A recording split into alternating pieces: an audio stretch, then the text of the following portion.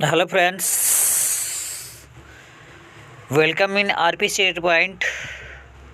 मुझे उम्मीद है कि आप लोग अच्छे होंगे और अपने एग्ज़ाम की तैयारी बहुत अच्छे तरीके से कर रहे होंगे। जैसे कि जो भी सीटेट का एग्ज़ाम देने वाला वो 28 दिसंबर से आप एग्ज़ाम आपका स्टार्ट होने जा रहा है। तो उसी में मैं एक सीरीज चला रहा था अपने चैनल पे, मैराथन सेशन चला रहा था, जिसमें आपको अभी तक मैं हिंदी और सीडीपी और हिंदी और ईवीएस एनसीईआरटी का मैराथन में दे चुका था। आज हम दोनों पेपर के लिए, चाहे वो पेपर फर्स्ट हो चाहे पेपर सेकंड हो, दोनों पेपर के लिए पेडागोजी सेशन मैं लेके आया हूँ मैराथन क्लासेज।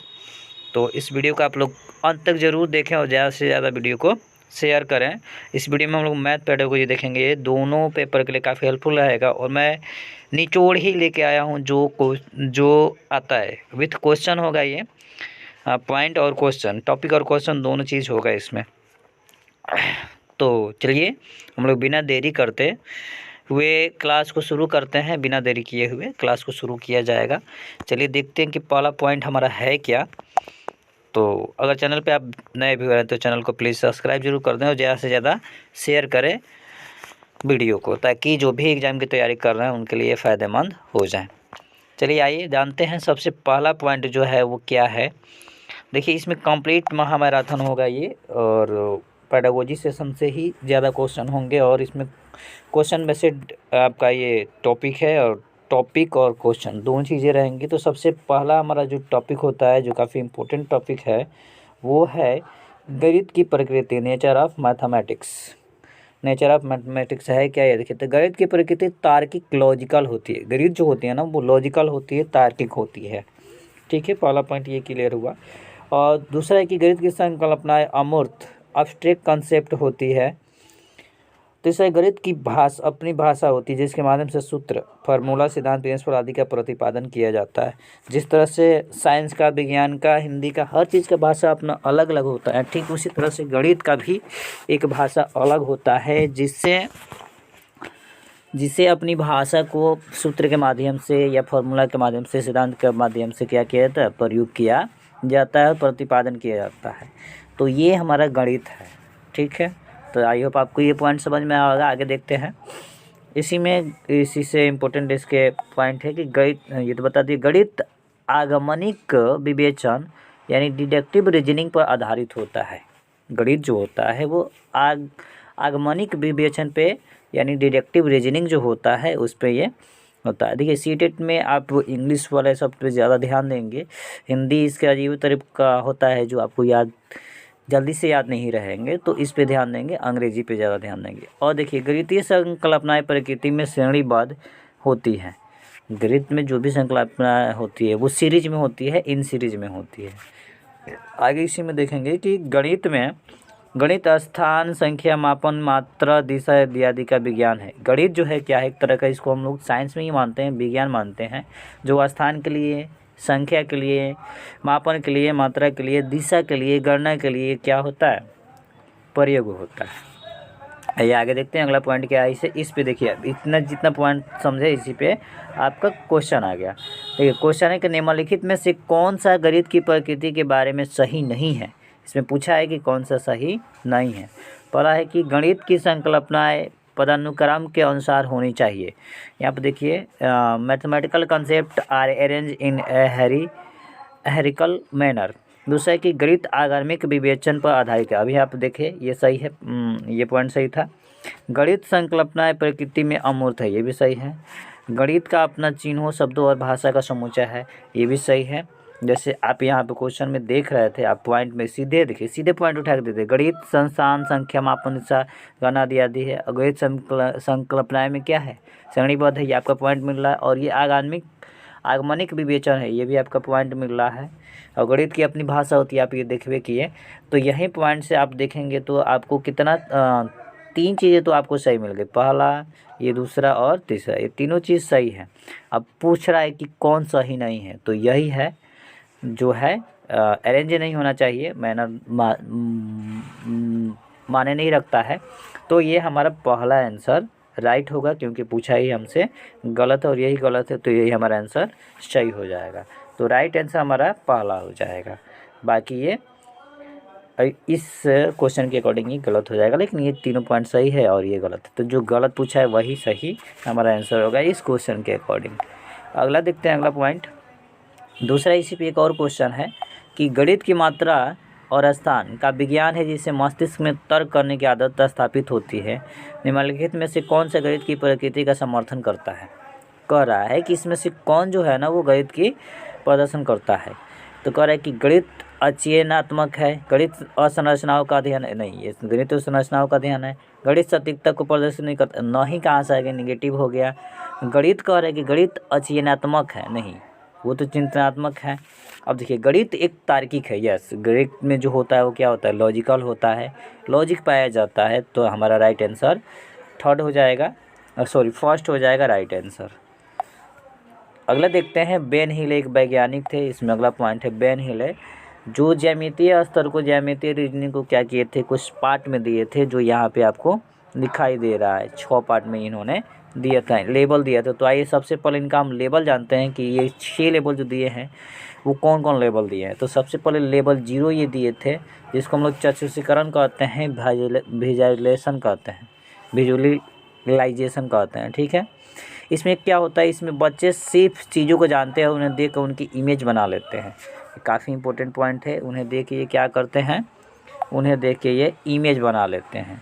और इसमें बच्चा आकृतियों की दिखावट के अकॉर्डिंग उनका क्लासिफिकेशन, देखिए काफ़ी इंपॉर्टेंट पॉइंट है क्लासिफिकेशन, वो क्या करते हैं, क्लासिफिकेशन कर पाते हैं। एग्जाम्पल में समोसों को देखकर बच्चा उसको त्रिभुज बताता है, जैसे इसमें समोसा है तो इसको बच्चा देखेगा तो इसको क्या बताएगा कि नहीं ये त्रिभुज है, क्योंकि इसमें 3 कोना होता है। उसी तरह से ये रोटी को देखेगा तो कहेगा कि नहीं ये सर्कल है। उस तरह से ये टोटल चीज़ को देखेगा तो ये कहेगा कि नहीं ये क्या है, आयत है। फिर उसी तरह से इसको, ये रोटी को देख रहा था तो इसको ये कहेगा कि नहीं ये सर्कल है, तो इसको ट्रायंगल बताएगा। तो ये लेवल 0 में चक्षुष्करण यानी विजुअलाइजेशन इसमें बच्चों में आ जाती है, और ये चीज़ों को सिर्फ जानते हैं, उनको देख कर अपने मन में, दिमाग में क्या करते हैं, उन्हीं के अकॉर्डिंग वो क्लासिफिकेशन कर पाते हैं, ठीक है। अगला इसका लेवल जो है लेवल 2, इनके अनुसार इनका लेवल 1 जो है वो है एनालिसिस, विश्लेषण। इसमें बच्चा देखिए, इसमें बच्चा क्या करता है, शेप का और उनके गुणों के आधार पर वर्गीकरण कर पाता है। शेप जो होता है, इसमें आकृति जो होती है वो गुणे के आधार पर क्या करता है, उसमें वर्गीकरण करना सीख लेता है। बच्चा वर्ग और आयत में अंतर करना शुरू कर देता है, जैसे ये स्क्वायर है, ये रेक्टेंगल है, तो इसमें उसके गुण के बारे में पता चल जाएगा, उसका अंतर निकालना वो जान जाएगा लेवल 1 में, यानी एनालिसिस करना वो सीख लेता है। अगला इसमें देखेंगे तीसरा जो है लेवल 2, अनौपचारिक निगमक, इनफॉर्मल डेडिकेशन रिलेशनशिप। इसमें बच्चा आकृतियों के बीच रिलेशन बनाना स्टार्ट कर देता था, तो उसकी सिमिलरिटी के बारे में, सिमिलरिटी के बेस पे इसमें क्या करेगा, वो रिलेशन बनाना स्टार्ट कर देगा इसमें सिमिलरिटी में। जैसे इसमें साइड है, इसमें भी साइड है, इसमें 4 साइड होते हैं, इसमें 4 साइड होते हैं, तो सिमिलरिटीज ये निकाल रहा है। तो इसमें बच्चा जो होता है ना वो सिमिलरिटी निकालना स्टार्ट कर देता है, शुरू कर देता है, सिमिलरिटी के आधार पर रिलेशन बनाना स्टार्ट कर देता है।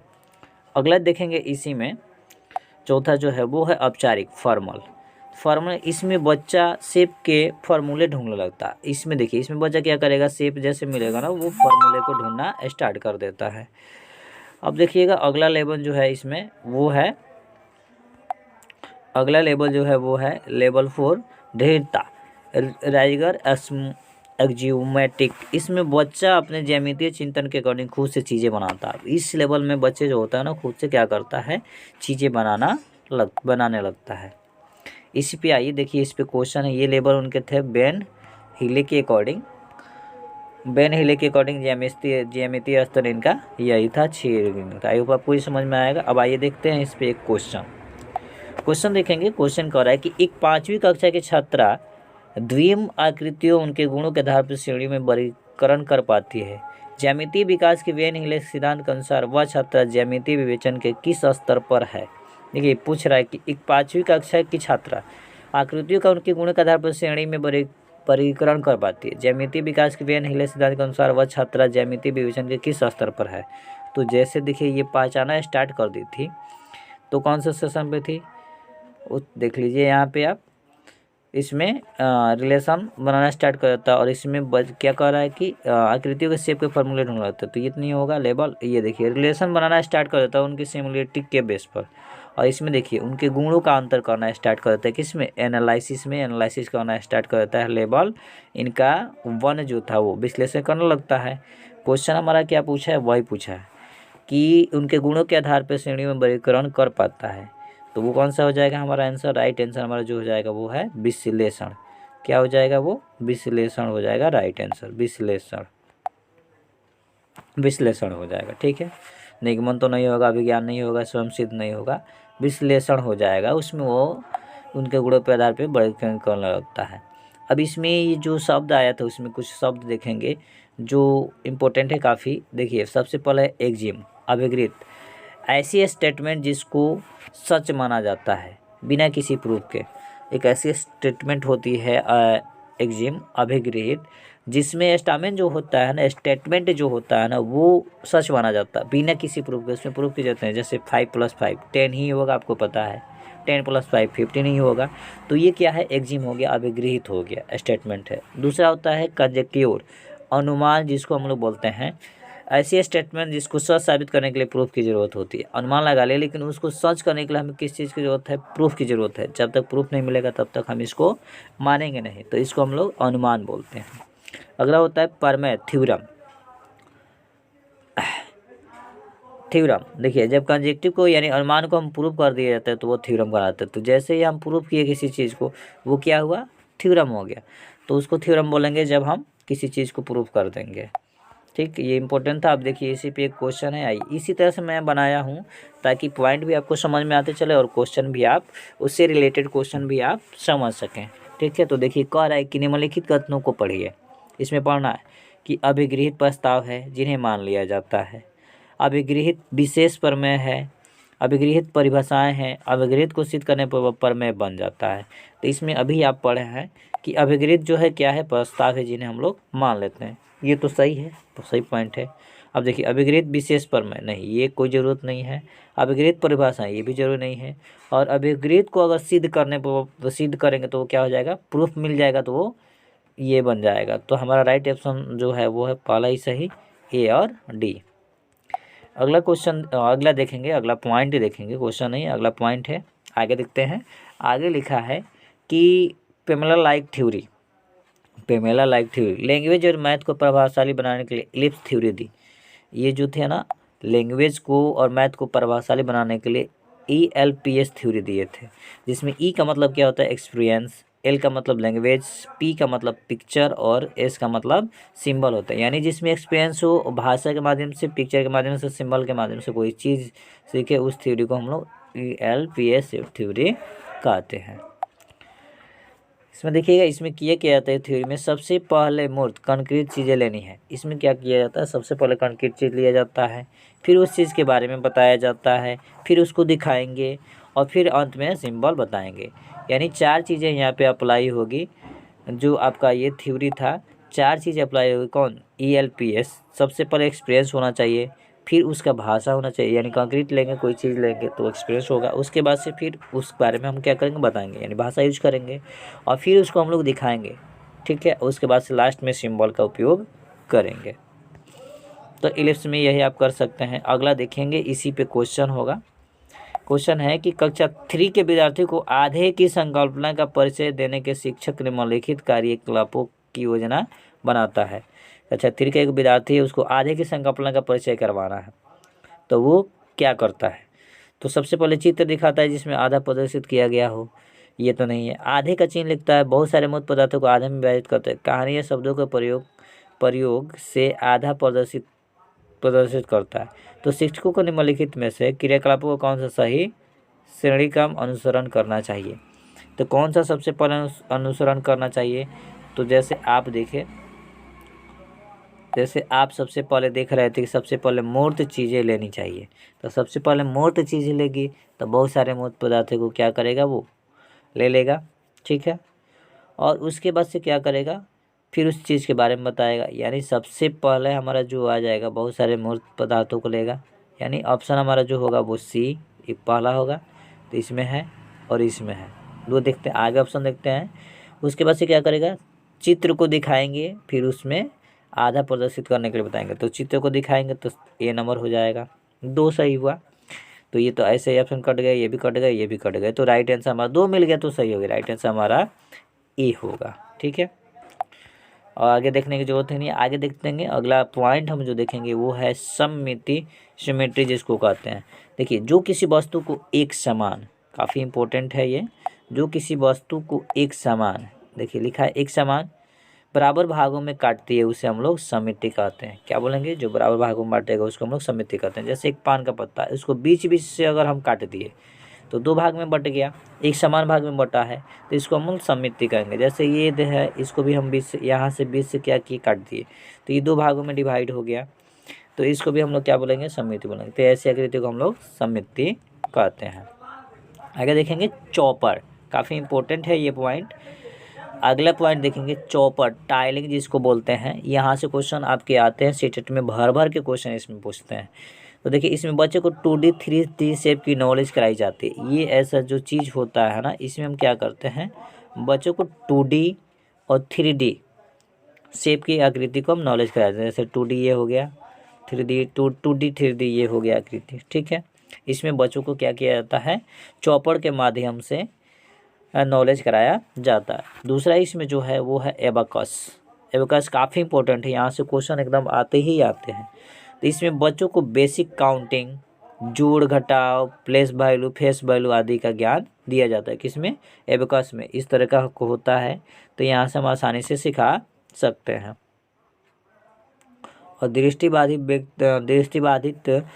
विजुअली चैलेंज स्टूडेंट के लिए इसे यूज किया जाता है। किसको, इसको एबाकस को, जो विजुअली चैलेंज है, जिसको दृष्टिबाधित है, उनको टो के ये मतलब उसको टच कर करके क्या करेगा, टच कर करके किसी भी चीज़ को वो जान लेगा, दृष्टिबाधित भी है वो सीख लेगा।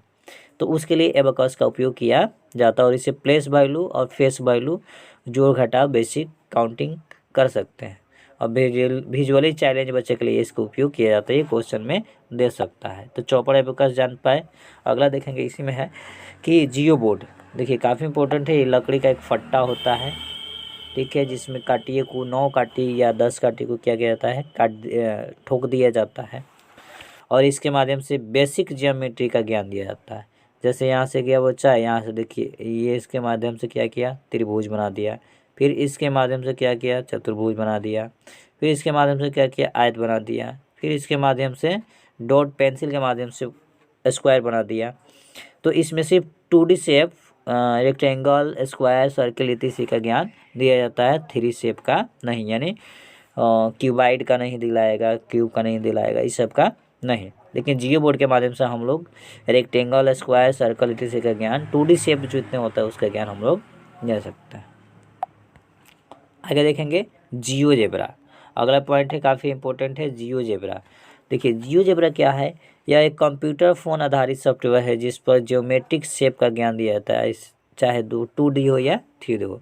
तो ये जो होता है ना, ये कंप्यूटर शेप पे आधारित होता है। लैब में आपको फोटोशॉप में जो काम करते हैं उस पर दिया रहता है, तो उसमें ये क्या होता है, जियोजेब्रा, वो कंप्यूटर पर आधारित होता है, एक सॉफ्टवेयर होता है जिसमें 2D और 3D का ज्ञान दिया जाता है, एक सॉफ्टवेयर होता है। ठीक है, अगला देखेंगे ग्राफ पेपर। इससे तो आप परिचित होंगे ही। ग्राफ पेपर का उपयोग कहाँ किया जाता है, डेसिमल नंबर के ज्ञान देने के लिए किया जाता है। इस पे हम बता देंगे, जैसे 0.2 तो पॉइंट लेके यहाँ पे 2 लिख देंगे, इस तरीके से। तो ग्राफ पेपर का यूज हम लोग डेसिमल के लिए करते हैं। अगला जो है, इसमें डॉट पेपर आप देख रहे होंगे। इसमें डॉट पेपर क्या होता है, इसमें जियोमेट्रिकल शेप तथा इंग्लिश अल्फ़ाबेट का ना ज्ञान दिया जाता है। इसमें क्या करेंगे, ज्योमेट्रिकल शेप, जैसे यहाँ से हम क्या कर सकते हैं, एक स्क्वायर बना सकते हैं, या फिर इसमें अल्फ़ाबेटिकल ए लिख सकते हैं, तो अल्फ़ाबेटिकल का पॉइंट कर सकते हैं, ज्ञान कर सकते हैं डॉट पेपर से। तो ग्राफ पेपर और डॉट पेपर में डिफरेंस है। ग्राफ पेपर केवल डेसिमल नंबर के लिए यूज़ किया जाता है, जबकि डॉट पेपर इंग्लिश अल्फ़ाबेट के लिए और जियोमेट्रिकल शेप के लिए यूज किया जाता है। अगला देखेंगे, इसी का है टेनीग्राम। 10 ग्राम। देखिए, इसमें ज्योमेट्रिकल शेप की जानकारी दी जाती है पिक्चर के माध्यम से। इसमें देखिए, जैसे एक पिक्चर बना देगा, इसमें ज्योमेट्रिकल शेप की जानकारी दी जाएगी। इसमें बताया जाएगा कि यहाँ से यहाँ तक हमारा जो है ट्रेंगल है, यहाँ पे जो है स्क्वायर है, यहाँ पे जो है क्वाड्रिलेटरल है, ये सारी चीज़ें का ज्ञान इसमें दिया जाता है टेनग्राम के माध्यम से। इसमें बच्चा पहेलियों तथा खेल के माध्यम से सीखता है। देखिए ये फिगर जो था यहाँ पे, ये क्या है, पहेली है, क्या है, तो इसमें बच्चा जो होता है ना, वो पहेली के माध्यम से, क्विज के माध्यम से, खेल के माध्यम से क्या करता है, वो सीख जाता है किसी भी चीज़ को।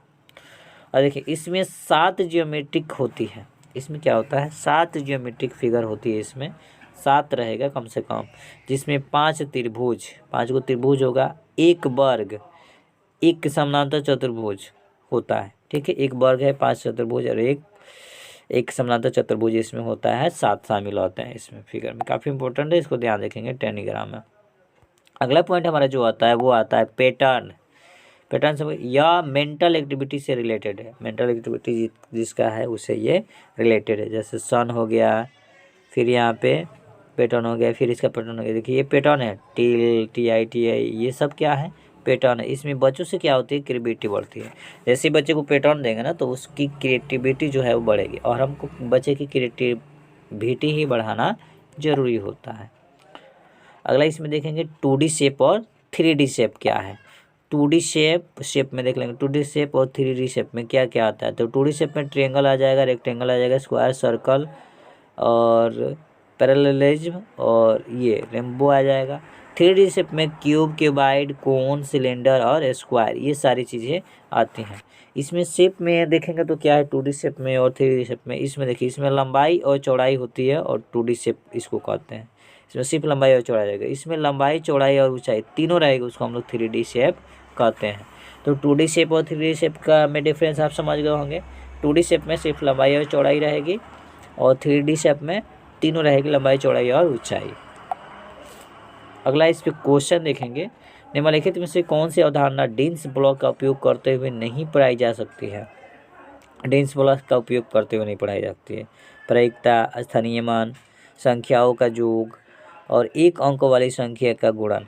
तो देखिए इसमें हम लोग प्लेस वैल्यू नहीं पढ़ा सकते हैं, बाकी पढ़ा सकते हैं, बाकी अच्छा होता है। अगला देखेंगे, ये दृष्टिबाधित विद्यार्थियों के लिए निम्न में से किसका प्रयोग गणित शिक्षा अधिगम में साधनों के रूप में किया जा सकता है।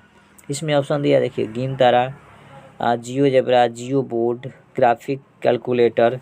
तो इसमें देखिए एक अबेकस है वो यूज हो जाएगा, ग्राफिक कैलकुलेटर से भी वो समझ सकता है, जियो बोर्ड से ये नहीं कर सकता है। हाँ है, क्वेश्चन नंबर 8 है कि कक्षा 4 में समिति और प्रवर्तन की ज्यामितीय संकल्पनाओं की वृद्धि के लिए निम्नलिखित में से कौन सा व्यवहार कौशल उपकरणों की आवश्यकता है। इसमें दिया है मोतियों की माला, विंडो सीट, डॉट पेपर, गिन तारा, द्विमुखी पटल, काउंटर इत्यादि। इसमें देखिए, तो इसमें हम देखेंगे तो मुख्य रूप से क्या हो सकता है, कह रहा है कि समिति और परावर्तन की ज्यामिति है। तो गिन तारा, द्विमुखी काउंटर, डॉट पेपर की सहायता से। तो देखिए सब में इसमें जो है डॉट पेपर है ना, डॉट पेपर की सहायता से हम लोग आसानी से क्या सकते हैं, ज्यामितीय संकल्पनाओं की वृद्धि के लिए व्यवहार कौशल को हम लोग उपयोग में ला सकते हैं। अगला क्वेश्चन देखेंगे 9 नंबर जो है, पैटर्न को पहचानना और उनको पूर्ण करना प्राथमिक स्तर पर गणित पाठ्यक्रम का एक अनिवार्य भाग है। छात्रों में सृजनात्मक और कला कौशल की विशेषताओं को विकसित करना, छात्राओं को उच्च गणित में भाग लेने के संलग्न करने के लिए तैयार करना, छात्रों को गणित पहेलियाँ में सहायता करना, छात्रों में रचनात्मक प्रोत्साहित कर संख्या और क्रिया को समझने में सहायता करना। तो देखिए इसमें जो है ना प्राथमिक स्तर पे दिया है, तो प्राथमिक स्तर पे अनिवार्य भाग जो है वो है संलग्न करने के लिए, उच्च गणित के संलग्न करने के लिए, भाग लेने के लिए, ठीक है, ये काफ़ी इम्पोर्टेंट है। अगला क्वेश्चन इसी में देखेंगे, क्वेश्चन नंबर 10 जो है वो लिखा है कि इनमें से कौन सा प्राथमिक कक्षाओं में आकृति पढ़ाने का उद्देश्य है। दृश्यीकरण कौशल को विकसित करना, ज्यामितीय आकृति नामों को स्मरण करना, तो नेगेटिव शब्द हो जाता है, आप ही याद रखेंगे। फिर अच्छा 2 ऑप्शन ऐसे है, तो स्मरण करना तो नेगेटिव हो जाएगा। फिर कह रहा है कि द्वि का स्थान संबंधित तर्क कौशल में वृद्धि करना, हाँ ये आपका सही है, तर्क में वृद्धि करना सही है आपका, ये सही ऑप्शन है। उसके बाद से फिर देखेंगे ज्यामिति नाम स्मरण नहीं होगा, 3 ही ऑप्शन दिया हुआ है, और फिर कह रहा है कि ज्यामितीय आकृतियों के नामों का नहीं होगा, दृश्यीकरण कौशल को विकसित करना, ये हो जाएगा। तो हमारा आंसर जो हो जाएगा राइट आंसर ए और सी हो जाएगा, दूसरा आंसर सही हो जाएगा। अगला क्वेश्चन इसी में देखेंगे, क्वेश्चन नंबर 11 कि त्रिआयामी आकृतियों को संकल्पनात्मक विकास को दर्शाने के लिए निम्नलिखित क्रियाकलापों का क्रम दिया गया। यह आकृति एक यादृच्छिक क्रम है। तो दो आकृतियों की तुलना करना, पहचानने को उनमें से क्या समानता है और क्या समानता है। खेलने वाली चिकनी मिट्टी से त्रिआयामी आकृति की रचना करना, जाल के प्रयोग से आकृति बनाना, ज्यामितीय उपकरण जैसे प्रकार रेखी रूलर के प्रयोग से आकृति की रचना करना। कौन होगा? तो देखिए सबसे पहले हम क्या करेंगे, दो आकृति की तुलना करेंगे। सबसे पहले हम क्या करेंगे, ज्यामितीय उपकरण स्केल से आकृति की क्या करेंगे, रचना करेंगे। पहला हमारा ये होगा। चौथा, उसके बाद से फिर क्या करेंगे, जाल के प्रयोग से या खेलने के प्रयोग से क्या करेंगे, रचना करेंगे। फिर क्या करेंगे कि खेलने वाली चिकनी मिट्टी से आयामी आकृतियों को क्या करेंगे, चयन करेंगे। उसके बाद से फिर क्या करेंगे, उसको पहचानेंगे। हमारा राइट ऑप्शन चौथा हो जाएगा। ठीक है, अगला पॉइंट या अगला क्वेश्चन देखेंगे कि निम्नलिखित में से कौन सा चरण बच्चों में प्रतिमान पैटर्न के अवधारणात्मक विकास का उच्चतम स्तर प्रदर्शित करता है।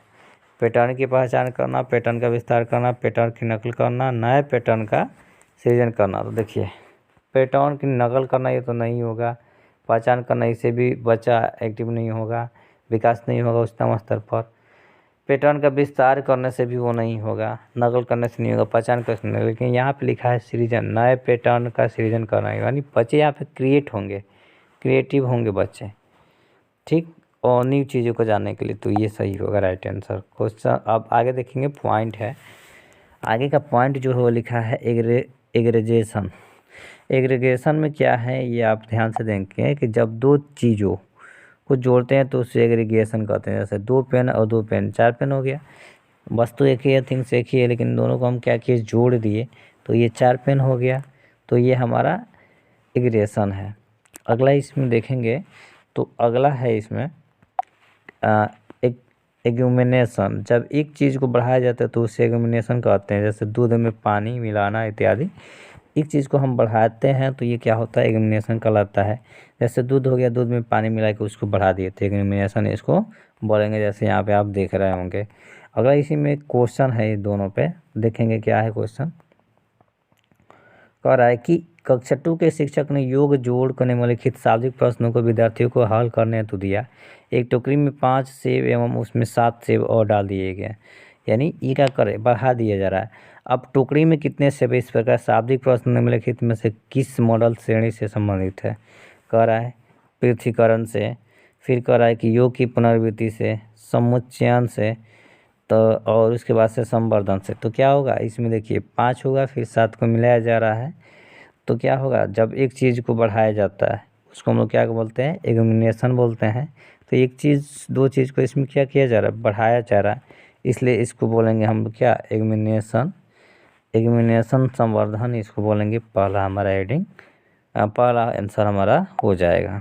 अगला देखते हैं गणित की मूलभूत संरचना, जो काफ़ी इंपॉर्टेंट है, यहाँ से पॉइंट आते हैं आपको। तो देखिए गणित की मूलभूत संरचना क्या, मैथ की 3 संरचनाएं होती है। पहला होती है बीजगणितीय संरचना, एल्जेब्रिक स्ट्रक्चर। देखिए इसमें बेसिक अलजेब्रा चीज़ आती है, जैसे प्लस माइनस मल्टीप्लाई और डिवाइड, ये सारी चीज़ें आती हैं। तो ये किस में आएगी, बीजगणित में ये चीज़ें आएंगी। आगे देखेंगे कि प्राकृतिक संरचना इसका क्या है, क्रमिक संरचना। इससे बड़ा छोटा कॉन्सेप्ट आते हैं।